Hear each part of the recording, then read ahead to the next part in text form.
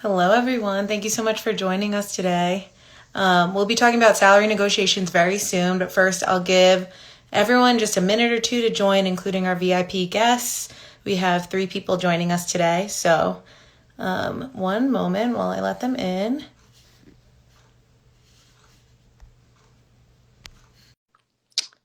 Okay, hello, everyone. Thanks for joining. Hi. Hi, how are you? Good. How are you? Good. I'm just letting our other guests in really quickly. Okay. Hi, how are you, Leslie? Hello. Hi.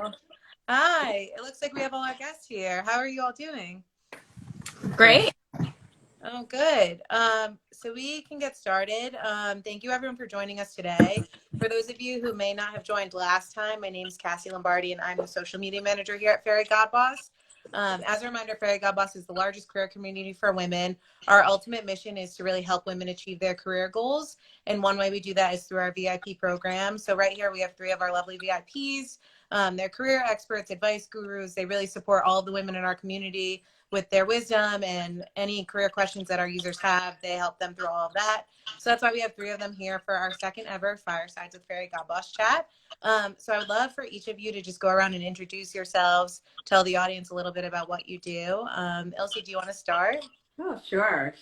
So I am the CEO and founder of Accomplished Women, which is a firm in regards to building personal and business branding, and it's also the New Jersey pageant system as well, and the analyst as well for American Express for business development and merchant services. Wow, thank you. Leslie, do you want to go? Lee? Oh, I'm sorry, Lee. Yeah. Hi, I'm Lee Mitchell. I'm the founder of Women in Biz Network and Be Happy HR, your diverse talent hive. And I help employers to level up their impact in terms of diversity and inclusion. And we also work with women by providing them with mentors. We do mentor through Women in Biz Network, as well as match women with mentors. And I am personally a career and brand strategist and a talent advisor. Thank you for joining us today. Oh, And thanks. Catalina, I know you joined us last time, but if you want to give the audience a little refresher on who you are. Yeah, definitely. So my name is Catalina, and I am the founder of Catalyst Creation. It is a professional development company that helps BIPOC professionals make their career realities. So we specialize in working with organizations that serve BIPOC communities, whether that's a corporation with ERGs or a nonprofit for BIPOC students or anything like that, to really help them understand how to create the career they want, keeping themselves in, making the corporations work for them. A lot of the times, especially in these populations, like that's just not taught. So, and yeah, I'm excited to be here to talk about negotiating salaries. Well, thank you so much all for being here. It's an important conversation, and thank you for being amazing VIPs within our community. Just to give some background to the audience on why we're having this chat today. Today's actually Native Women's Equal Pay Day, so that's basically the day in the year that symbolizes how long it would take a Native American woman to work into the new year to make what a white non-Hispanic man made last year. So that's the equivalent to about 60 cents to the dollar. And that isn't even the last equal pay day of the year. We still have Latina Women's Equal Pay Day later in August. So obviously we always talk about the gender wage gap, but when you break it down by race, sexual orientation, gender expression, it does get a little bit worse. So with that top of mind, we really wanted to talk about some things that we can do right now to help close the gender wage gap, and that are in our control right now. And one of those things is really about asking for more salary, demanding more salary, negotiating your salary, whether you're looking for a job or at your current company. So that's basically the background. That's enough of me talking. I really want to dive right into what the VIPs have to say. But for all of you tuning in, feel free to drop any questions in the comments and we'll get to those. But I do have some questions ready, so we can dive right in. So first things first, I want to know, what are some of the most impactful things that women can do right now to help us bring us closer to a world where there's equal pay? Ilse, do you want to start? Sure. I would have to say is do a lot of research and ask questions with other women that are just specialized in that. You know, research is key. One of the things you could do is when you are trying to negotiate your salary is go to Glassdoor, ask, network with other people in the same industry, just to kind of get an understanding of like what they're getting paid, if they're open to, you know, sharing that information, but also making sure that the skill set that you're applying for a job or trying to get promoted to a job aligns with what they're doing, and just kind of network with them. I found that to be very effective. And the other things that you can kind of keep in mind is too, like if you are staying in a state that you're in or you're moving to a different state, see what the cost of living is for those states or where you're staying at. You know, what are the medical benefits? You know, those are a few, I might be jumping forward here, but those are a lot of things to really keep in mind when it comes to salary negotiations and asking other people for advice.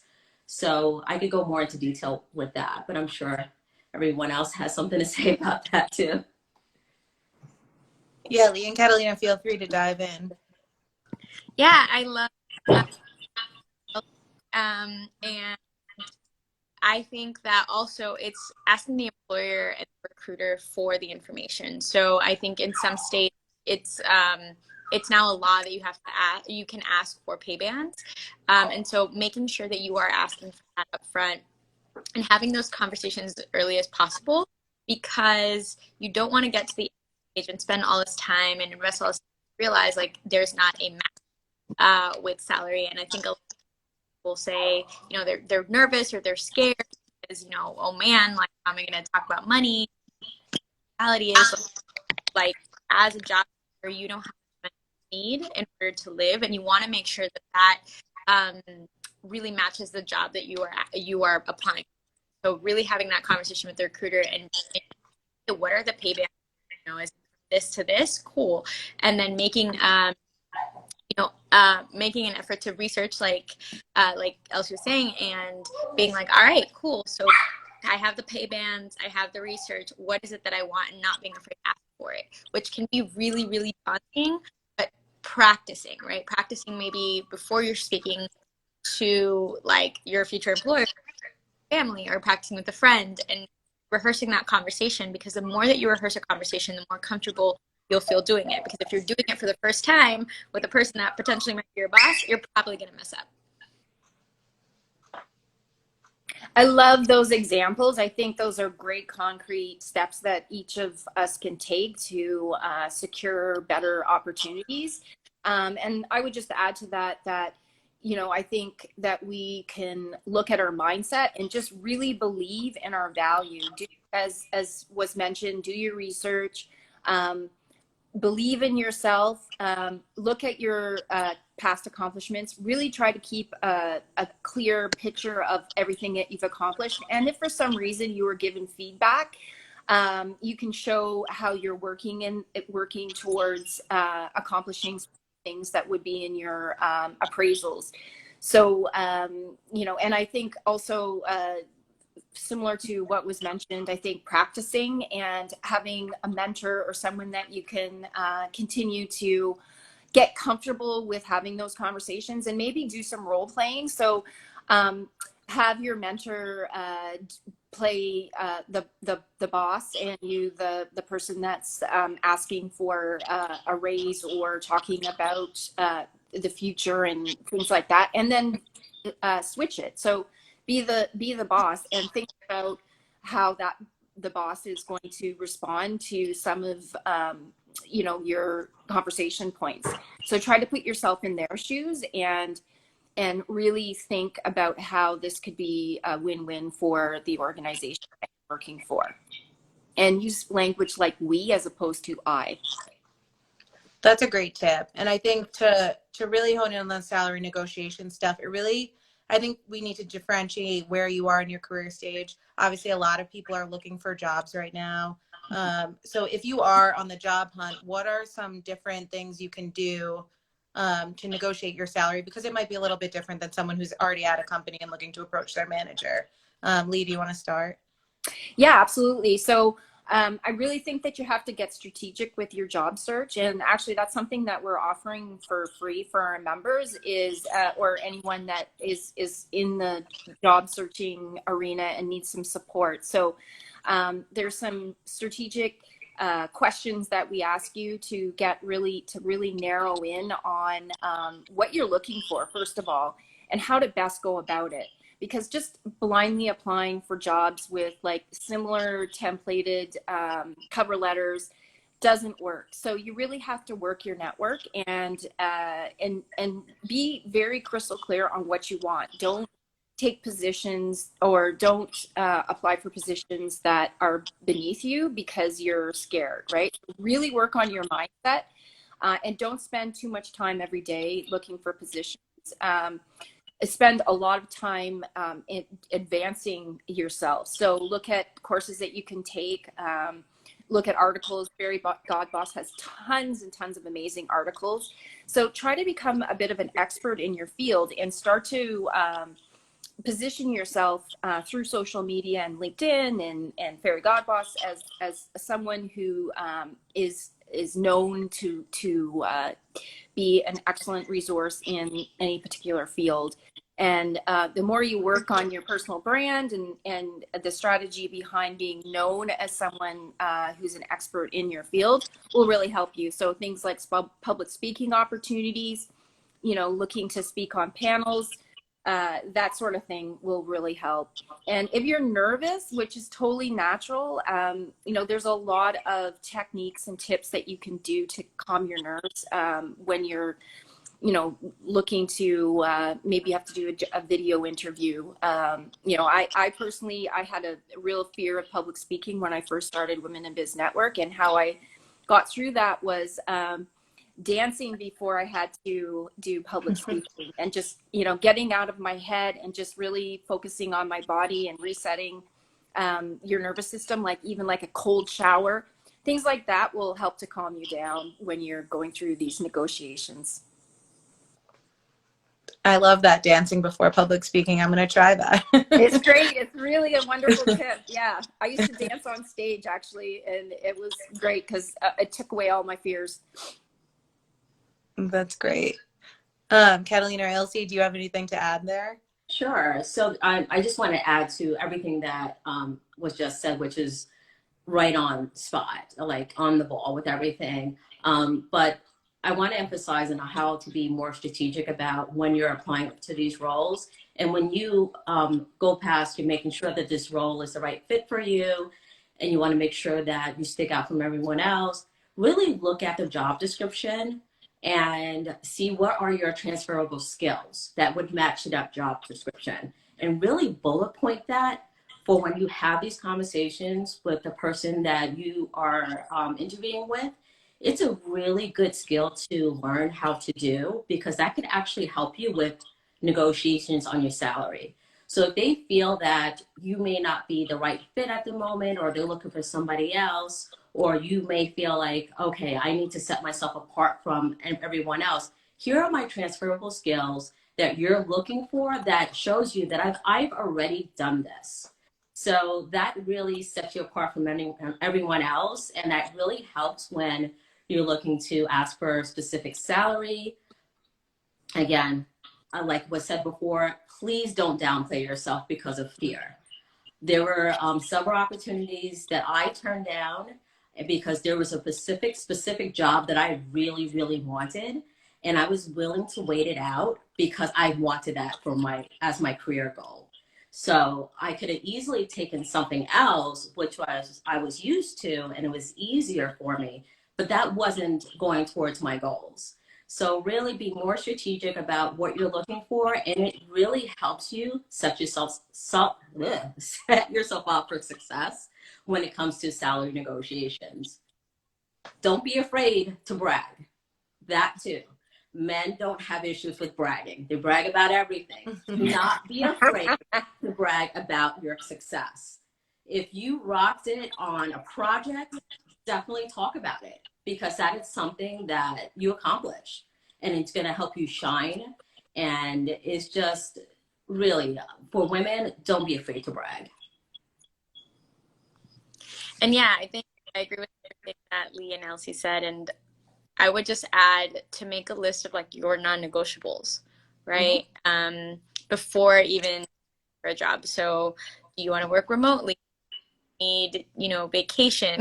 Do you need, flexible schedule? Do you need like a 401k? Do you need, medical, all of those things? And I think Elsie was like hinting at this before, but really make that list with yourself. So for example, for me, something that when I was in the workforce was a non-negotiable was vacation, because I love to travel. I've been to like 26 countries. So just because I was going to take a job, I wasn't going to stop traveling, right? If anything, I would want that job to support me. And so I would go in up front and be like, hey, this is one of my non-negotiables. So it's not just negotiating pay, it's also negotiating your lifestyle, because your lifestyle matters, right? Whether you're single, whether you have a family, whether, you are, you're going to be staying in the same place for 25 years, or you want to figure out like different places to work from, that is all valid. And you have to find an organization that really, really understands you and understands that. And that's, I think, the part of negotiation that gets missed a lot, is that people just think about money, but it's so much more than that, because yes, money can supplement, of course, your lifestyle, but your lifestyle is your lifestyle. So you want to make sure that that company is flexible enough so that, it can fit in with that and you can fit in with them, because if not, it's just going to create conflict. So for example, I think I was like 22. I was like 20. Yeah, I was 22 maybe. And I went for a job, and I wasn't thinking about any of these things. And my boss, she was like maybe like in her 40s and had a family. And she told me, she was like, well, I hired you because, you didn't have a family. So I thought you were going to devote all of your time to this job. And I was like, no. Like, what gave you that impression? What gave you that idea? Right. And I asked for family medical leave because my grandparents were in Colombia. I'm Colombian, so they're in Colombia and they're issue. So I asked for medical leave. That was a huge deal, right? So I'm saying, like, think about all of these scenarios that might happen, right? And so subsequently from there, I always said, hey, I need some flexibility. My family's not from here, so I might need to leave, any given day. Also, I really like to travel and like free, so how can we figure that out? And that became a really big point of negotiation. So figure out like maybe what the top 3 things are, and don't be afraid to bring that up continuously in conversation. Your job really mold to your life and vice versa. It's about integration, not balance. Yeah, I wanted to add one more thing before I forget. There are some companies that you could reach out to HR and find out about medical benefits and how much it would cost. So you really want to keep that in mind. We all know medical benefits go up.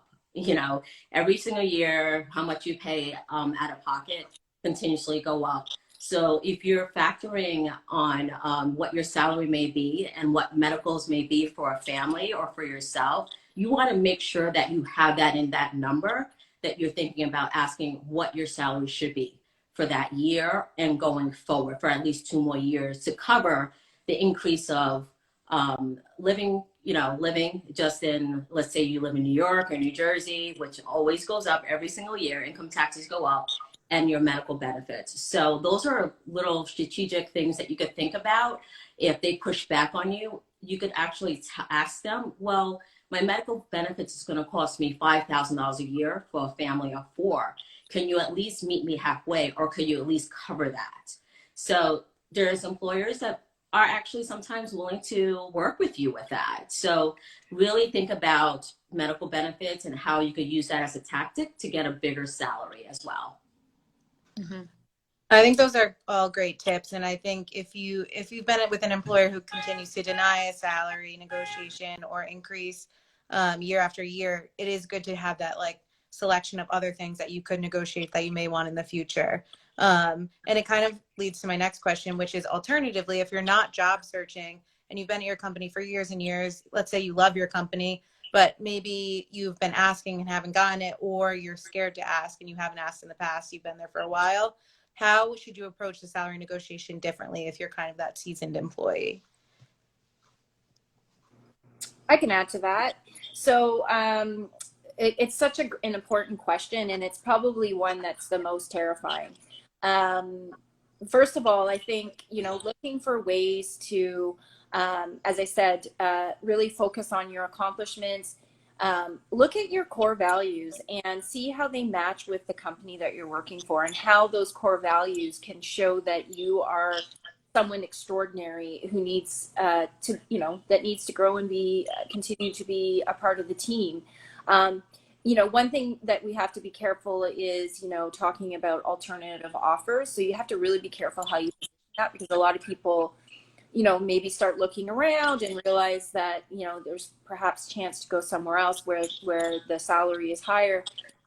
You're going to really want to, not just focus on that, but focus on how you're making a difference in the company and how your contributions are important. And the other thing is that obviously employers know that it's very expensive to have to replace people. It's time consuming, right? So, focusing on how that you're a part of the team, and how you've been, working as a leader.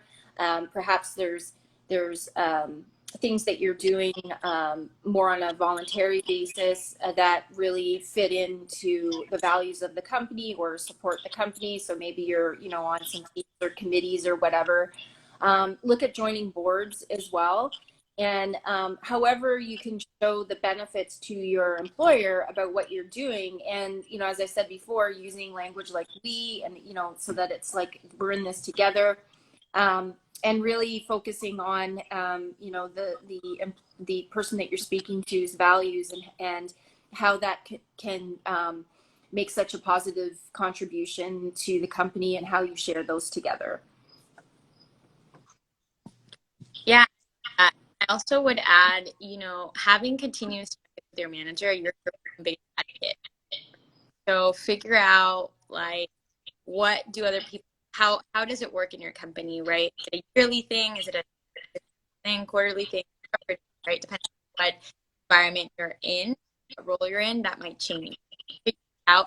And every time, it's kind of like around that time, start talking about it, right? And then ask your manager, really, how can I help advocate for me? How can we be partners? Lee was saying, like, how can we be partners in going to your boss and asking for more money, right? Because essentially you're telling and around that. But have that conversation often. Don't be scared of it, because what happens a lot, especially with women, is that we're taught, don't talk, the work will speak for itself. That's absolutely not true. Absolutely 1,000% not true. And I would say, if you've been at a company and it's been a few years, first of all, like, that would be a thing. But if it is and you're in that situation, I would say look outside and start looking at places. And like Lee was saying, when you bring that offer right back, be like, I really want to work here, but I can no longer maintain my lifestyle and the changes that have occurred in the past couple of years. So, I have other opportunities that I'm looking at, but I'd love to stay. How can we make that happen, right? And again, if negotiation is not conflictive, if you're having conflict in negotiation, you're doing it because it's really about the other side, like, get to the other side, like you're trying to get your point across to the other side in the kindest, understanding way possible. You don't want to put them in defensive mode. You want to put them in a help mode, right? And you do that kind of like really have fights that. And I know for like women of color, be a little, at least for me, like times people were like, "Oh, you're aggressive." So, like, it can be tricky. Feedback you've gotten before. Have to, if that's feedback you've gotten before, you're more outspoken. If you speak in an aggressive way, like, take that with a grain of salt and be like, "That's not what I'm trying to do." But these types of situations make it change more and have it be a lot softer, because I know that for me was a big, I can't just come in and be as direct as I am, because that across as a certain way to other people, especially when you're talking about money. So be mindful with your tone, which I hate policing tone. I've gotten policed on tone. I hate it, but there are certain situations you have to be aware of how your tone is coming across. Yeah. So I wanted to add something too. I think it starts from the very beginning. Let's say if you're currently in a role and you're thinking about where you're going to go forward with your career, those conversations need to happen towards the beginning and have a very candid conversation with the person you're reporting to. So explain to him and her during your one-on-one conversations, these are my career goals. Where do you see me doing in like, let's say, as my next step? Ask them the hard questions, and then ask them, well, how can you help me achieve these goals? What can we do to work together to ensure that I am successful? Because ultimately, if you're successful, they're going to be successful. And it's going to look great on them as well, as people leaders is what we call them. So really ask them those hard questions. What do you see me doing? And that's something that I've used during my career where I work right now, is that I asked an SVP, what do you see me doing as my next step? And he says, well, you're a people person. I see you doing something in sales. Okay, so then what can you do to help me get there? And he's like, you know what? That's a good idea. What can I do to help you? So it's really setting the stage for you putting all what you feel that you're supposed to be figuring out for yourself more on the person that you're reporting to. Because now if you're successful, it looks good for them. And then now if you put in for a promotion or let's say a lateral move to another position within the company, they know that you have a sponsor that's going to advocate for you to get to that next step because they helped you get there. So really be strategic from the very beginning, wherever you work and whatever you're looking to do to set yourself up for success. Those are all great tips. And I think obviously in this new world we live in where a lot of remote first companies are, people are going remote first, there's hybrid workplaces and everything. That does obviously change the way that the conversations happen a little bit. So do you have any specific actionable tips around these tips you provided, but take them through Zoom, or if you have a phone call with your manager or something like that? Yeah, so I actually have one-on-one calls with my manager on a weekly basis and set up an agenda beforehand. Really think about what is it that you want to accomplish during your conversations. And it doesn't have to be every single week that, we talk about work. It could be more friendly. We could talk about the kids or something, because it's all about building a relationship and trust as well amongst each other. But also make sure you set up an agenda on what you've been thinking about. And if you feel comfortable, talking about those things with him or her, it's really just speak very candidly with them. It's amazing when you have an agenda set up, they appreciate that. And you get so much accomplished within that half hour or 1 hour that you're touching base with them. Yeah, I would also say receipts are a thing, right? So receipts are having the evidence, right, of all the conversations that I had.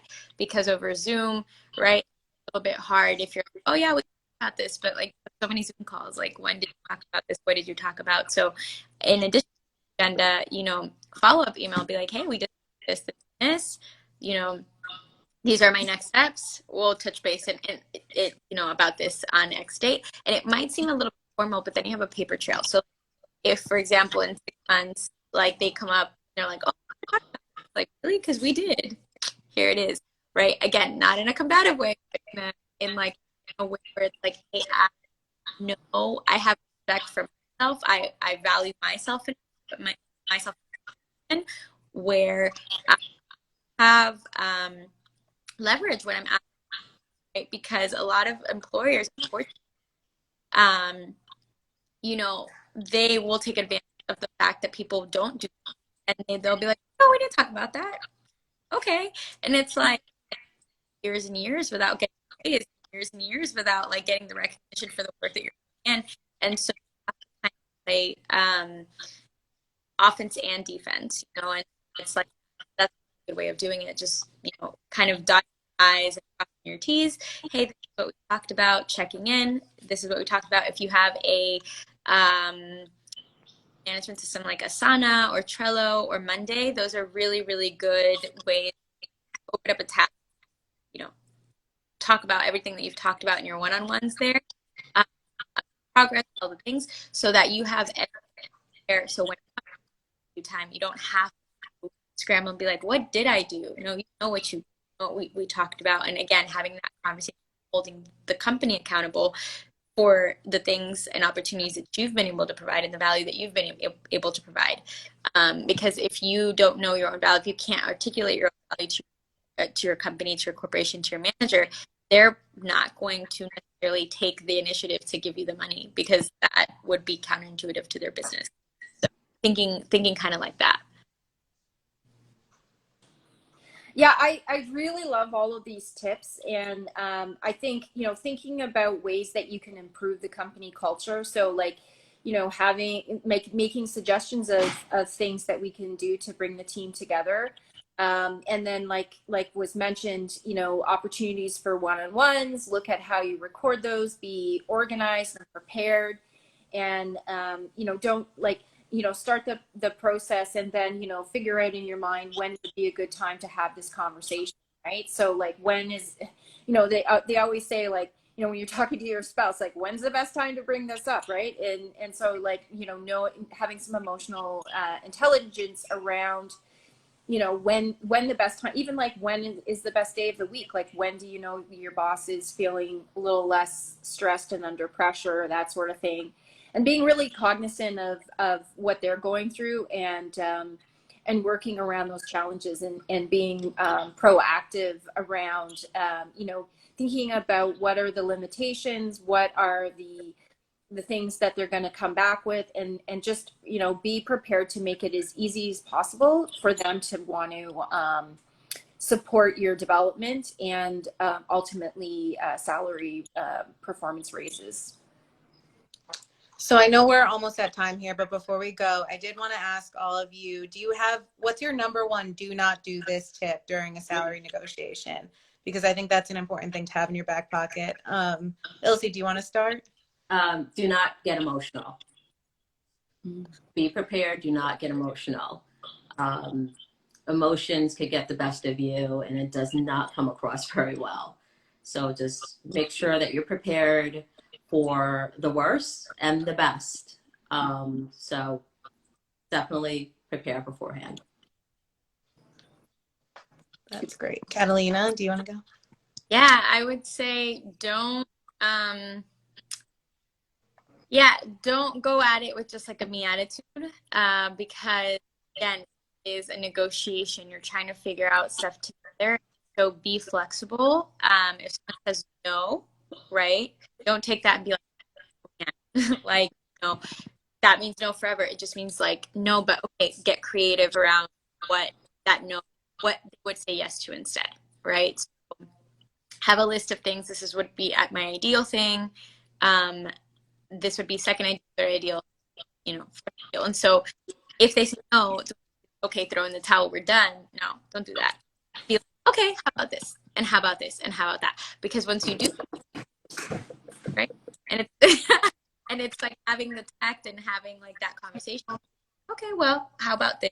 And initiating a true negotiation, not a negotiation based on something that they can just okay. I think those are great tips. And what I would add to that is focus on your mindset, focus on what was mentioned, don't get emotional, be prepared, and really, think about when your best times are, right? And how you can be prepared physically, emotionally, and everything else, so that you have a good outcome, and have, a plan to negotiate if your first ideas didn't go over well. Like, have some backup ideas of things. Like, I like what was mentioned about, like maybe if time is really important to you, then maybe you can negotiate to have an extra week off or something like that, right? So think about all of the things that are of value to you or important to you, and then look at adding those into the mix. Well, thank you all so much for joining today and for all of your tips and advice. If anyone watching wants to continue the conversation, you can join us on Fairygodboss, where you can ask any and all career questions as yourself or anonymously. You'll get advice from peers or career experts like the 3 VIPs we have here. So thank you so much again to the 3 of you for joining us and everyone for tuning in. And we hope to see you next time. Bye. Bye. Thanks, Thank everyone. you. Thank you.